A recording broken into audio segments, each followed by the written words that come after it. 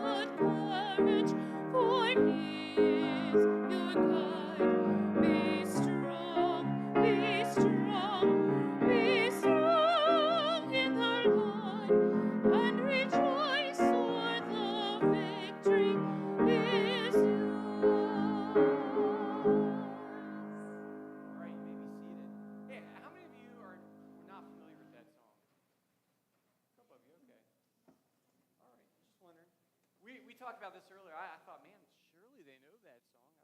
Anyway, but it goes along with Joshua, so that's why we sang a great song. Thank you, Mariah. Hey, we have our prayer list, and it looks a little different. Beth is out of the office for a few days, so this is my handiwork, which is why it looks different. So I apologize for that. But I wanted to get this out to you. Just obviously take some time to look over these requests. I don't have the list of people of the week. We'll pick that back up next week. But let me mention Gloria Clark. She's still over at Abbott's Creek, and not sure exactly how much longer she'll be there, but Maddie went by to see her today. Continue to pray for Kathy Barrier. Her surgery went well today. She's hoping she can get into the Stick Center there at Baptist for some rehab. So be in prayer for her. I know she's been in a lot of pain, so just lift her up. And then pray for Beth. She's been out doing well, though, so rejoicing in that. I don't have any other updates. What do you guys have? Let's start. Actually, you know what? Let's do this. Before we do that, let's go to praises.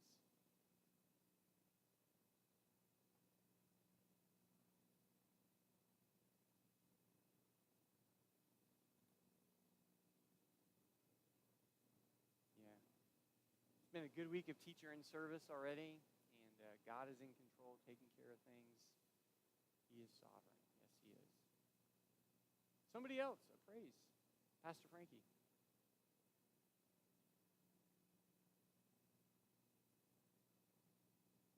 Everybody's related around this place.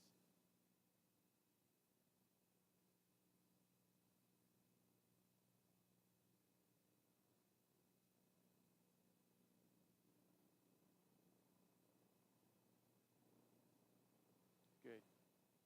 One of Kathy's nurses was say it again, your niece, nephew's wife. Okay. Yeah, Kathy's. I went by to see her yesterday, and she had been in a ton of pain, but just positive, and just a sweet lady. So be in prayer for her. Other praises.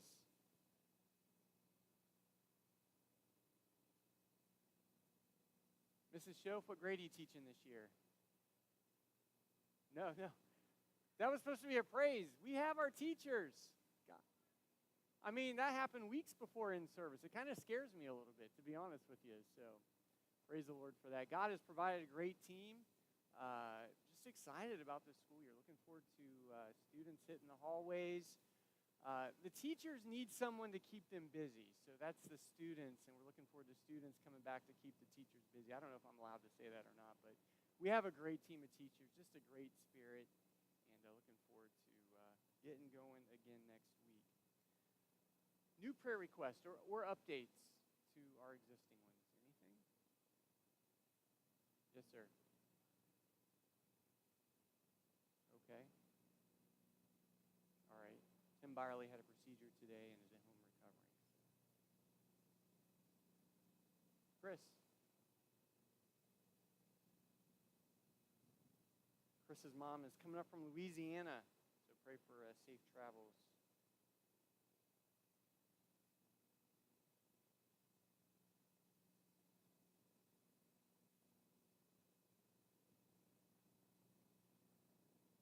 Mariah's been getting roughed up a little bit.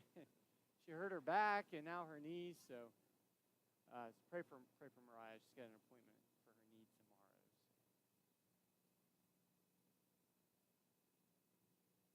Pastor Frankie, I see your hand. Go ahead.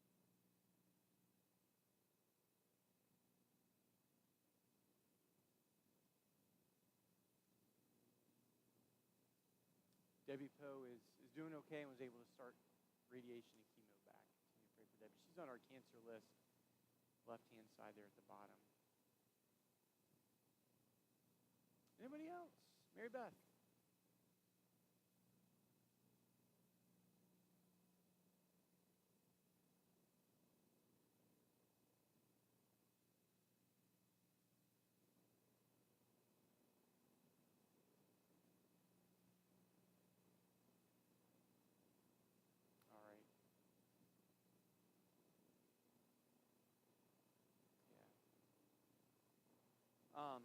About on our health column there on the right side, Waylon's about a third of the way down.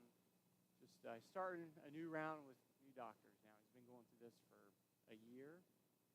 So continue to pray for Waylon and Mary Beth as well. Miss Carolyn, good to see you tonight.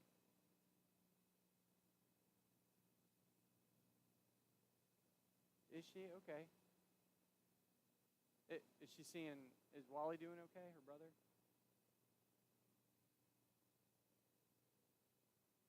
Okay. Okay. We do have Wally listed on here, I believe. Yep, Wally about how, actually just below Waylon there is Lou's brother, and his health has not been good. So Lou made a trip down to see them today.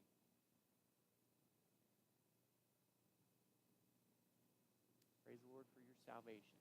Amen. Anybody else? All right. Well, let's do this. Let's take 5 minutes or so, and you can find someone nearby or just pray by yourself. Just pray through some of these requests, and I'll lead us in prayer afterwards.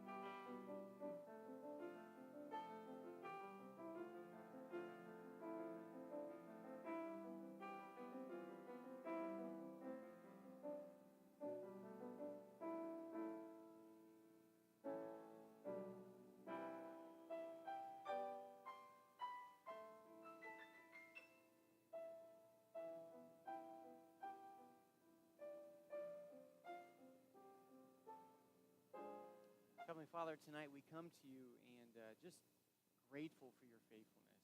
As we look over the course of our lives, um, we're reminded how over and over and over and over again you have just shown yourself faithful. And we're reminded that that's your character. We see that in the Old Testament. We see it in the New Testament. And it just comforts us to know that you're not going to change. We thank you for your love. We thank you for Jesus. It changes everything. It gives us hope. Father, tonight we come to you with a list of requests, and certainly we won't mention them all, but we do pray for those that just need prayer tonight. We think of the Fry family and the homegoing of Pam's dad. Pray that you'll help them through the next few days and even beyond, Lord, as they celebrate his life on Friday. Pray for that family. I pray for the barriers. Pray for Miss Kathy as she recovers, and I pray that she'll be able to get into the Stick Center and just a good situation for her recovery. We pray for Chris's mom as she travels and Mariah's knee as she has an appointment, as well as her back recovering. Think of Beth and Gloria as they recover as well, and just strengthen them. I pray that Gloria will be able to come home very soon. Pray for Waylon in this new course of treatment and just new round of seeing doctors, and pray that we'll be able to find answers. But Lord, I pray for Mary Beth and Zach as they take him to appointments and just kind of work through this, Lord, that you'll give them strength as well. Pray for Lou as she's on her trip to see her brother, and pray for Wally and his health, and don't know all the details there, but pray that you'll work in his situation. We think of our school year coming up, and we're just grateful for our students. We're grateful for the families that we have an opportunity to minister to each and every day. We thank you for just everyone who is involved in this ministry, and just pray that you'll strengthen them as the school year starts. There's always a lot of excitement. But Lord, I pray that this year will be honoring and glorifying to you. We pray for the tournament coming up over the next few days for travel safety, for just safety on the field, and Lord, for good competition. We also mentioned Miss Debbie, and just pray that you will strengthen her as she restarts and continues her chemo and radiation. I pray that you'll bless our time tonight as we look at Joshua chapter 6. In your son's name we pray. Well, let me ask you a question. Can you think of a time when you faced something that was just, or at least it felt, absolutely impossible? You've been there before? Right? You've tried everything that humanly possible you can do. It just seems like every direction you turn and maybe a dead end. What do you do next, right? I think just Mary Beth mentioning the frustration and the challenge of dealing with that. And now starting over in this whole course. I mean, this is that kind of a situation. You guys have experienced things like this as well in your life in different ways. But that's exactly the kind of situation that Israel is facing here at Jericho. I mean, there's nothing easy about what's happening. The walls are too high. The gates are too strong. There's just no way in. How in the world is Israel going to conquer Jericho? But get this, God's already declared victory. God's already got a plan. He's already got a way to make this happen.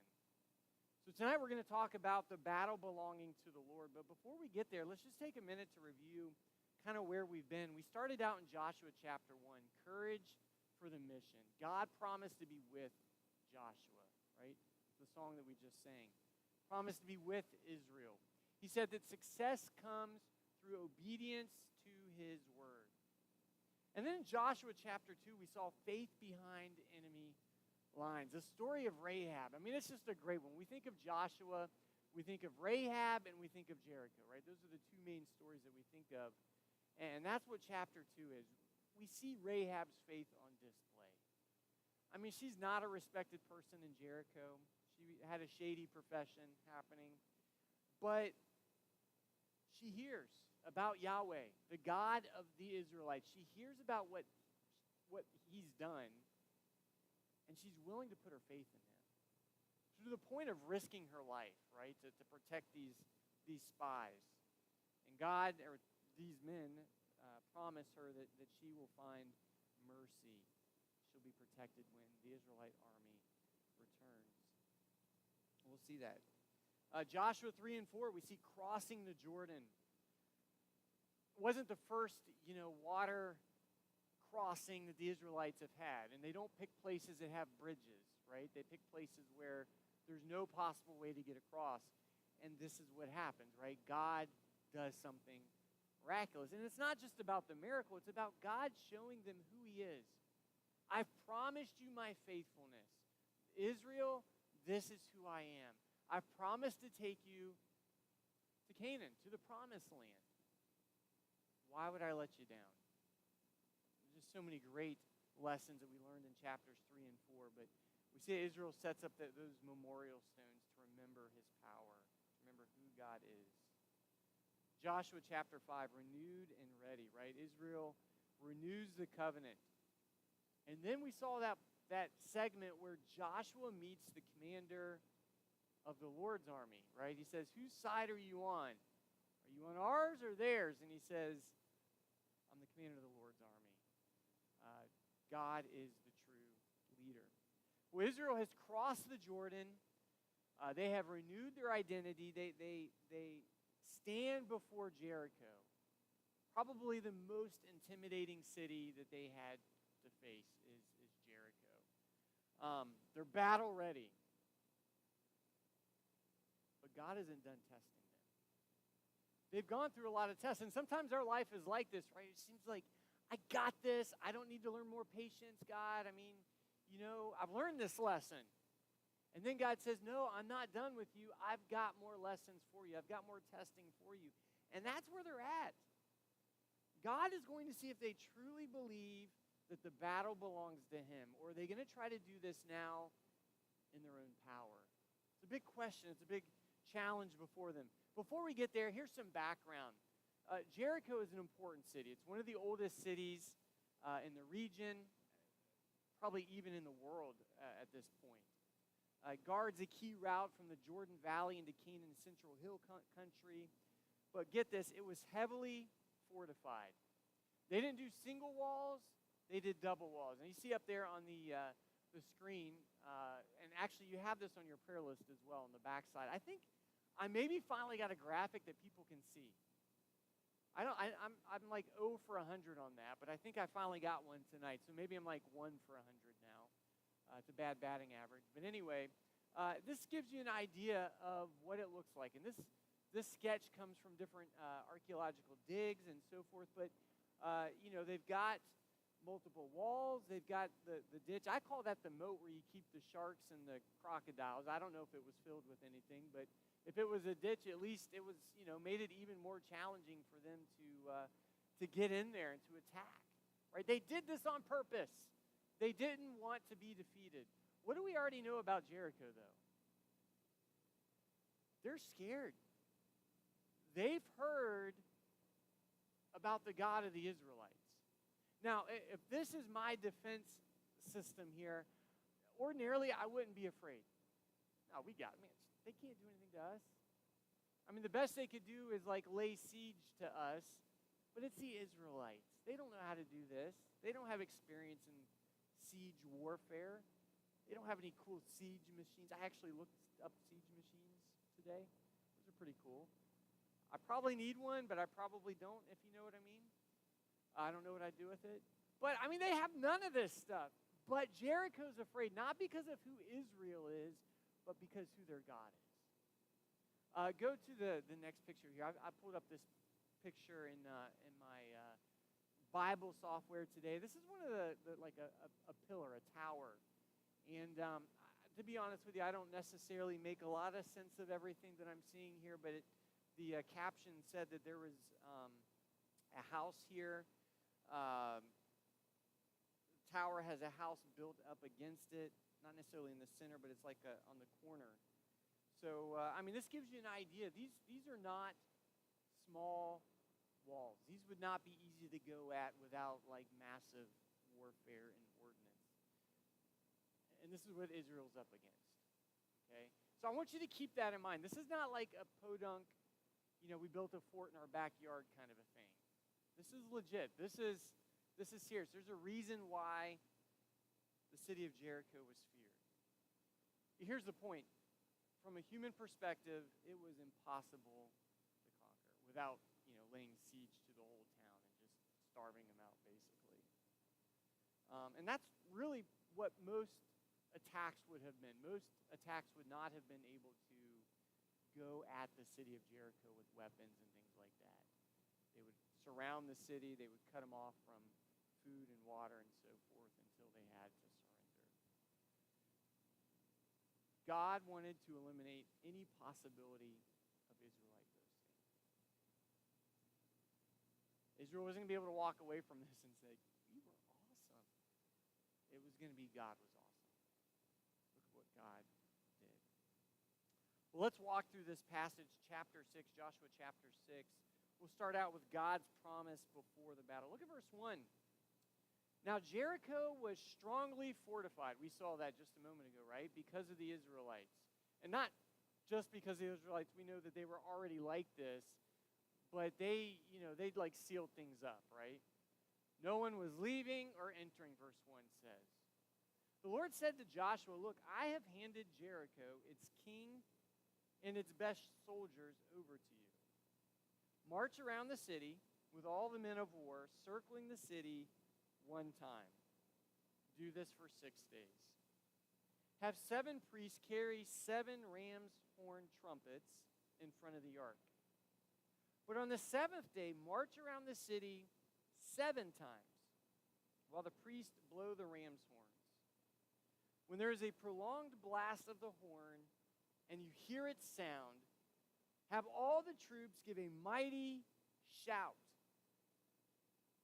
Then the city walls will collapse, and the troops will advance, each man straight ahead. All right, so again, highly fortified city, can't do it with weapons, but they've shut the doors, right? They've put, the bars, they've double deadbolts, they've done everything to make sure that they are safe from the Israelites. They're afraid, they don't know what's going to happen, but they have shut the city down to make sure that they can survive as best as they can hope, right? And we know that they're afraid, right? That goes back to Joshua chapter 2. Rahab said that. In verse 2, God says, I have handed Jericho over to you. I mean, they haven't done the first step of obedience yet, and God has already assured them that you're going to win this battle. That should boost confidence, right? So Israel gathers together, and you're strong men, you're men of valor, you're fighting men. And at this point, you're ready for the battle plan, right? Who's on the initial assault force? Who's running recon? Who's got close air support? Who's in the AWACS running battlefield command and support? Anybody? Okay, they didn't have airplanes back then, so maybe none of that. Where, all this stuff. What is our battle plan, General Joshua? And they get something they didn't expect, right? God gives them a strange plan, an odd plan, something that doesn't make sense. He doesn't say send blue team on the right and silver team on the left. He says march around the city once for 6 days. Doesn't make any sense, does it? I mean, you saw the city of Jericho. That's not going to do anything, right? There's not going to be this like massive tidal wave of like air or something that knocks the walls down. None of that's going to happen. This is not a great plan by human standards, right? He says on the 7th day, you're really going to get crazy. You're going to do it 7 times. And then you're going to blow a horn, a trumpet, and the walls are going to fall down. Sounds good, right? Sounds like a well thought out strategy. Listen, I have read Sun Tzu's book on the art of war. That's not in there. I took a class on The Art of War. And I've taken a class called Strategic Military Studies, and I don't think we ever talked about marching around a city 7 times and the walls falling down. So this isn't nobody's playbook here. It only makes sense in the case of Israel, right? And in this situation, this campaign against Jericho. Let me ask you a question. Why do you think God gave them such a strange plan? Is it to make the history books? Was that it? No, what's God's purpose here? Yeah. All I did was march in a circle for 7 days. I didn't do anything. Yeah, rely on God. The victory wasn't Israel's. The battle wasn't Israel's. It's God's. Couple things to remember here. God promised victory before the first step of faith is taken. Number 2, God's ways are often contrary to human logic. This isn't a logical plan, but this is God's way. We're going to see that they obey it. Right? The point is dependence on God. We know what happens, don't we? They do it. And this is one of those rare moments in Israel's history where we can just kind of step back and celebrate that Israel did what they were supposed to do. I mean, it's like parenting. The kids do what they're supposed to do. And you're like, this is great. Mark it down on the calendar. This is an exciting time. Look at verse 6. So Joshua, son of Nun, summoned the priest and said to them, take up the Ark of the Covenant and have 7 priests carry 7 ram's horns in front of the Ark of the Lord. He said to the troops, move forward, march around the city, and have the armed men go ahead of the Ark of the Lord. After Joshua had spoken to the troops, 7 priests carrying 7 ram's horns before the Lord moved forward and blew the ram's horns. The Ark of the Lord's covenant followed them. While the ram's horns were blowing, the armed men went in front of the priest who blew the ram's horns, and the rear guard went behind the ark. But Joshua had commanded the troops, do not shout or let your voice be heard. Don't let any word, or don't let one word come out of your mouth until the time I say shout. Then you are to shout. So the ark of the Lord was carried around the city, circling it once. They returned to the camp and spent the night there. Joshua got up early the next morning. The priest took the ark of the Lord, and the 7 priests carrying 7 ram's horns marched in front of the ark of the Lord. While the ram's horns were blowing, the armed men went in front of them, and the rear guard went behind the ark of the Lord. On the second day, they marched around the city once and returned to the camp. They did this for 6 days. These people are crazy, right? This doesn't make any sense. But what did they do? They obeyed. Even the thing about, don't say a word. They listened. They obeyed. There was no cutting up. There's no jokes. No singing. They were silent. They marched around. The horns blew. They did what they were supposed to do. If you're an Israelite, what brings you to this point where you're willing to trust God and to do what he said? Give me some feedback on this. Put yourself in the shoes, sandals, whatever, of an Israelite. At this point, you're willing to trust God, and you're willing to go around the city like you've been commanded. You don't say a word. What leads you to the point where you're willing to do this? No other way? This is all we got, guys. We're going to have to do it. Do it God's way, okay?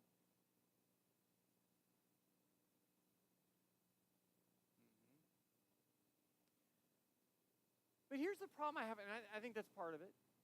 These are both good answers. Here's the problem, the question that I ask. Israel all along has seen God do great things. But when has it ever affected their behavior? Very few instances, right? I'm not disagreeing. I think you're right. I think in this case, I think that's right. What else?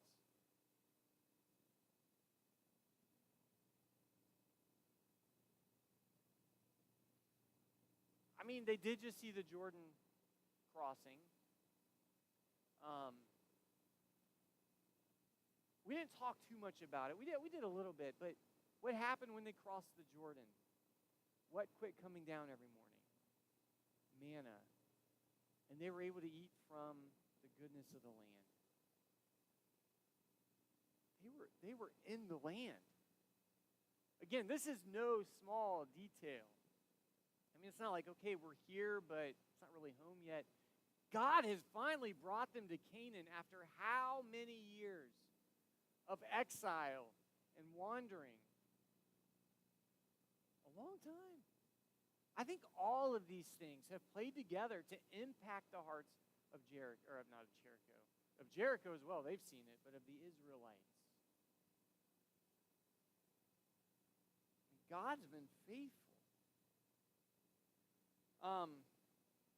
Certainly, though,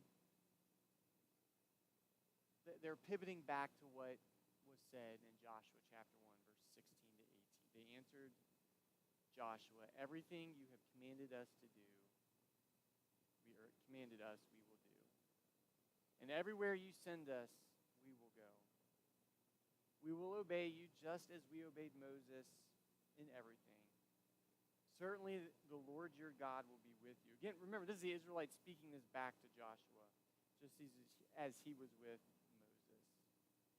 Anyone who rebels against your order and does not obey your words and all that you command him will be put to death. Well, that's incentive there too. Above all, be strong and courageous, as we sang tonight. Came from chapter 1. I don't know exactly what it was, but this is a high point for Israel. I wish that they always went back to this and remembered this. We know their struggles, just like we have struggles. But this is a moment in their history where they are unified. And they're following God, following Yahweh, and they're following their leader Joshua. An interesting tidbit here, though, the trumpets used here are ram's horns. These were not typical trumpets or horns that were used for warfare. This was typically used for worship or even signaling God's presence, as we see throughout the Pentateuch. The procession here is more like a worship service than it is warfare or a battle march. Just interesting to note. Keep a couple things in mind here. Their faith was persistent. 6 days of silent walking before the breakthrough, literally. They were obedient before God's power is even revealed. They didn't wait to see, okay, God, you do this, and then we'll obey. I mean, God's already shown his power. But in this case, before Jericho, the walls didn't crumble or God didn't show them a crack in the wall. He just said, I want you to do this and be obedient. They were silent and steadfast. They weren't taunting the folks of Jericho. They weren't panicking, just trusting God. What a refreshing moment. You ever been at this point or this sort of situation where you have to obey God for a long time without seeing the desired outcome? Maybe you've prayed for a health issue or for someone's salvation, a family relationship issue, whatever the case may be. You've prayed and you've prayed and you've prayed. And you're tempted to give up because like it's not going to happen. On what day would you have said, you know what, this is the dumbest thing we've ever done, guys? I'm not going back out there. They're just mocking us. What day would you have quit? What day would I have quit? They didn't, right? They just kept stretching their faith further and further and further. We'll take a look at verses 15 to 21. We see God's victory in the devotion of the city. Look at verse 15. Early on the 7th day, they started at dawn and marched around the city 7 times in the same way. That was the only day they marched around the city 7 times. After the 7th time, the priest blew the ram's horns, and Joshua said to the troops, "Shout, for the Lord has given you the city." But the city and everything in it are set apart to the Lord for destruction. Only Rahab the prostitute and everyone with her in the house will live, because she hid the messengers we sent. But keep yourselves from the things set apart, for you will be set apart for destruction. If you take any of those things, you will set apart the camp of Israel for destruction and make trouble for it. For all the silver and gold and the articles of bronze and iron are dedicated to the Lord and must go into the Lord's treasury. So the troops shouted, and the ram's horns sounded. And when they heard the blast of the trumpets, the troops gave a great shout, and the wall collapsed.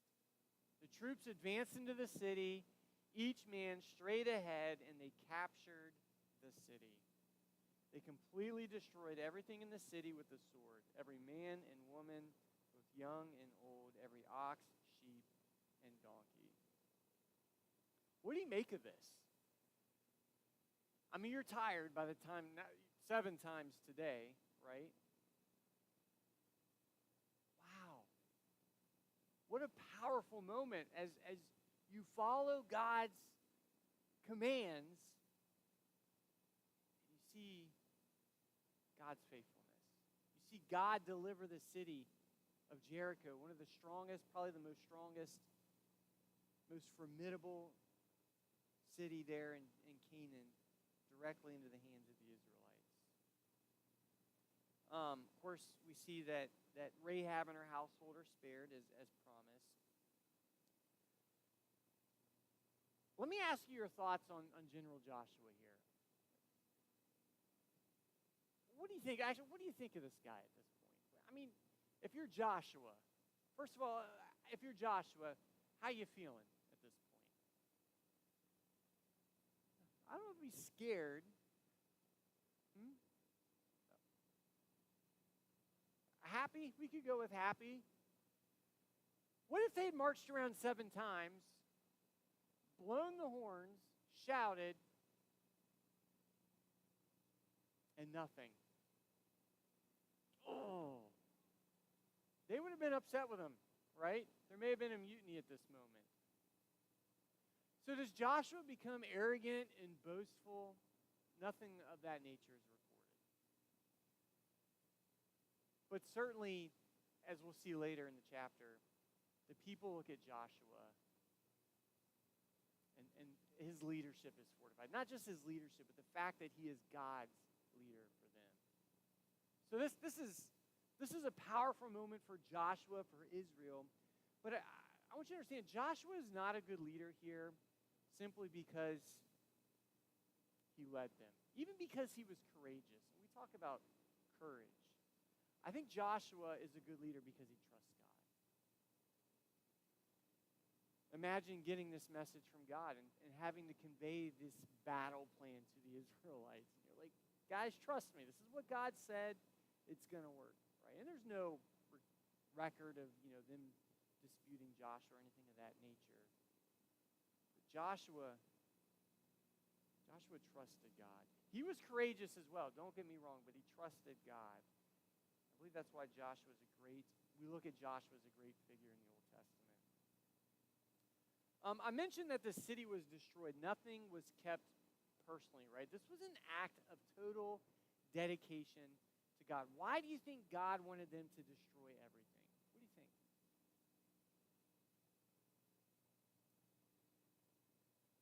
Question, who did Jericho follow? Yahweh or pagan gods? Pagan gods. Now, Jericho didn't follow Yahweh. They feared Yahweh. They didn't follow Yahweh. Pagan gods. So what happens for Israel to march in and say, wow, this looks nice, and start sliding these things into their satchels or whatever they carried with them that day? Idolatry. Numbers. Oh my. Exodus. I mean, every book of the Pentateuch, they followed idols. God knows the struggles of their heart. And he says, look, don't even dabble in that. Sure, take the gold, the silver, the iron, the bronze, whatever, put it in the treasury. But you personally, don't keep anything. You don't keep anything you find. You destroy God didn't want Israel to fall into Jericho's idolatry. The things that were wicked were killed. That which was had value were put in the treasury. So this is both judgment against the wickedness of Canaan and a very real and important safeguard against Israel's trouble with idolatry. Keep this in mind. Victory belongs entirely to God. They obey, he fights. But we also see judgment and mercy side by side here.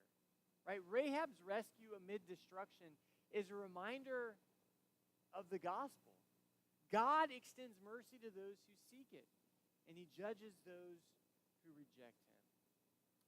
Let's take a look at one final thing tonight, the aftermath, verse 22 to 27. Joshua said, verse 22, to the two men who had scouted the land, go to the prostitute's house and bring the woman out of there, and all who are with her, just as you swore to her. So the young men who had scouted went in and brought out Rahab and her father, mother, brothers, and all who belonged to her. They brought out her whole family and settled them outside the camp of Israel. They burned the city and everything in it, but they put the silver and gold and the articles of bronze and iron into the treasury of the Lord's house.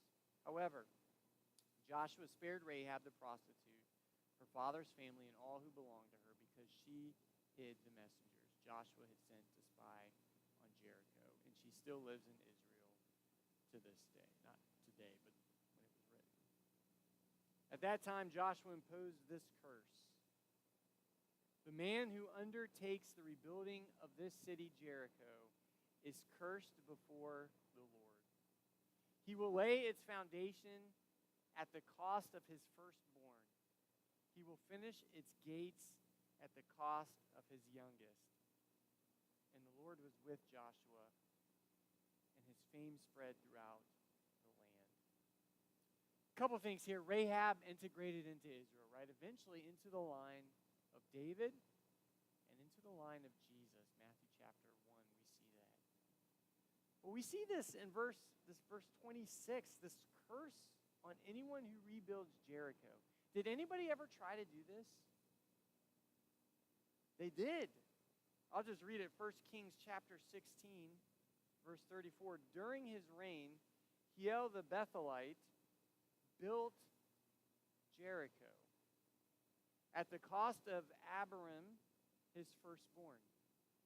That's what Joshua said, right? The cost of your firstborn. He laid its foundation, and at the cost of Segub, his youngest, he finished the gates. That's exactly what Joshua had said, wasn't it? According to the word of the Lord, he had spoken through Joshua, the son of Nun. Again, that was 1 Kings chapter 16, verse 34. We'll look at that later. The Lord was with Joshua. Verse 27. The Israelites were already trusting him, but man, after seeing this victory, seeing God's word through him, their confidence in Yahweh and their confidence in Joshua were greatly boosted. Victory belongs to the Lord. The battle belongs to the Lord. Just as Jericho fell without siege weapons, the greatest spiritual victories in our lives are won by God's power and not our ability. So what is it today that you're trying to conquer in your own strength, your own ability?